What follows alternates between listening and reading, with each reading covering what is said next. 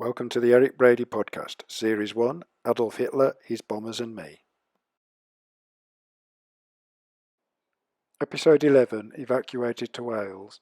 Eric, when you were 6.5, you were evacuated to Tredegar in Wales. Tell us more. I remember we went up from the station in Tredegar, cold, hungry, frightened, with the rest of the class. Chris's class had gone off to somewhere else. And we were taken through the street, and these people that we passed talked to us in a funny way. And I'm sure our London accent sounded funny to the Welsh people. And I remember we were taken into this building, up a flight of stairs, and there was one room that was locked to one side, and it had the sign Mayor's Parlour on it. So I presume we were, in effect, in the town hall, in the council chamber. And I remember that there were rows of chairs, and then in the front of the hall, there was a table with two ladies. Our teacher came in with us and told us to sit down in the rows of chairs, which we duly did, all with our suitcases. And then it was a case of which foster mother had first come will get card number 1. The second one who came will get number 2, and so on through until they all had a card number. And card number 1 had the pick of the children that were there. The other 2 lads that I shared accommodation with in Folkestone and I said that if they were chosen, that we would ask for the other 2 to come.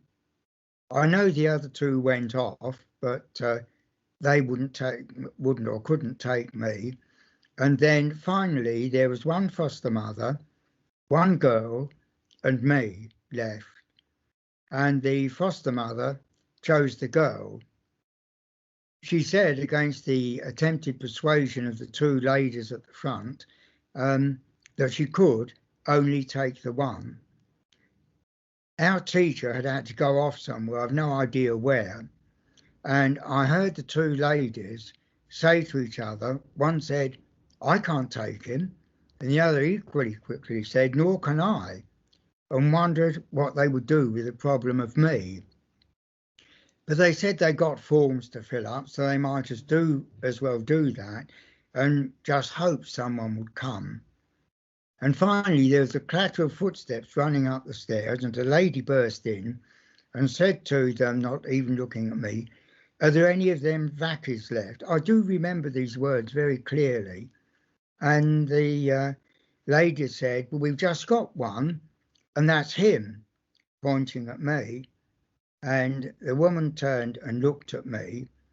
The council lady, because that was who she was, quickly said that he's very well behaved, you know, which surely must have been very optimistic because she'd only met me for an hour or so. And the lady, potential foster mother, looked at me and she said, "Don't much like the look of him, and I wanted a girl anyway. Have you got any more?" And so the ladies quickly said, "There's no more left, they've all gone, and we're not having any more, and it's a shame you've gone to all the trouble that you have done without going back with a vackie. So why not take him?" So the lady looked at me for a while longer. It seemed a long time to me, but I don't remember how long.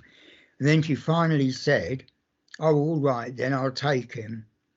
And so I'd got a foster mother, even if she didn't care for me very much, but at least I got a foster mother. And she took me home. I think she carried my case, which was very nice of her because I was so tired and it seemed very heavy to me.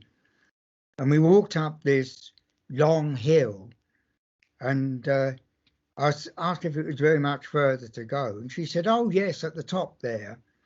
And the road went on and went up into the mountains, which I now know were the foothill to the Brecon Beacons.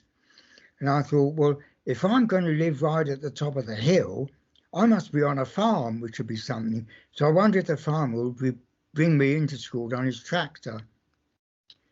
But we turned off into the road that was at the top of the hill before the road actually became a dirt track further on into the mountains, and we turned along there. Part way along, she opened the door of this terraced house, and a lad who, as I remember it, was probably about 12, 13, certainly much bigger than me, and I was 6 or 7 at the time. And he came along, running down, smile of welcome on his face, which vanished as soon as he saw me. And he said to his mother, "Mum, you said you were going to come back with a girl. He's not a girl, he's a boy." And his mother said, "Yes, but that's all that was left. Otherwise, I'd have got a girl, not him." Then she told me to come through to the kitchen, which was where we did most of our living. And there was a man there, a wiry man, as I recall, not particularly big, and he was sitting on a high-backed wooden chair with a thin cushion near to the black fire grange that was there. And he looked at me, and he stood up, put his paper down, came towards me with a smile and held out his hand, and he said, "Welcome to Wales, boyo." And I really felt he welcomed me. To buy your copy of Adolf Hitler, His Bombers and Me to read alongside the series, go to ericbradybooks.co.uk.